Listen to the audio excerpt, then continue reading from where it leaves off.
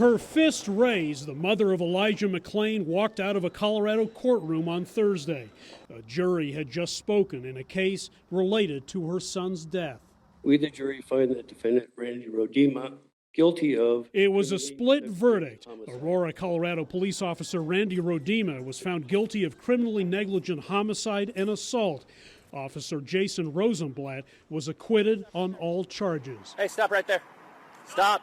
Stop. A masked 23-year-old McClain was walking home. Stop. I have a right to stop you because you're being suspicious. When police stopped him back in 2019. Are you listening to me, man? I'm asking you what kind of drugs you were taking tonight. Deciding he was uncooperative, officers placed the young man in a chokehold during an 18-minute confrontation. He pleaded for his life.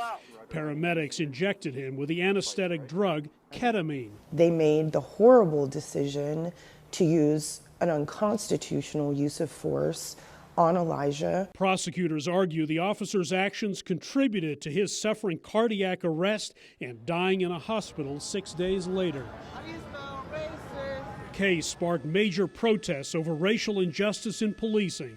But during the trial, the officer's attorneys claimed the prosecution was politically motivated. A tragedy occurs does not mean criminality occurred. Yet that's exactly what the people want you to believe.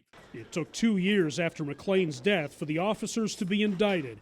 It took the mostly white jury just over 2 days to reach its verdict. Kudos to them. It sounds like they took their time and really looked at each charge and came to a decision. Criminal justice expert Stacey Hervey says the policing landscape has changed dramatically in recent years. 10 years ago, and without body cameras, I'm not sure we would have had the evidence to convict this police officer. I think jurors are holding police officers to higher standards, and again, there's nothing wrong with that.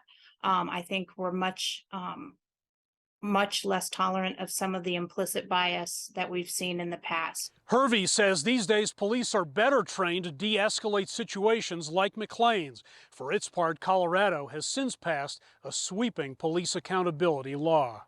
Still, McClain's mother is upset that one officer was cleared and says the split verdict shows America remains divided. And that's what happens. The trial of a third officer at the scene began Friday. The 2 paramedics involved will be tried later this year.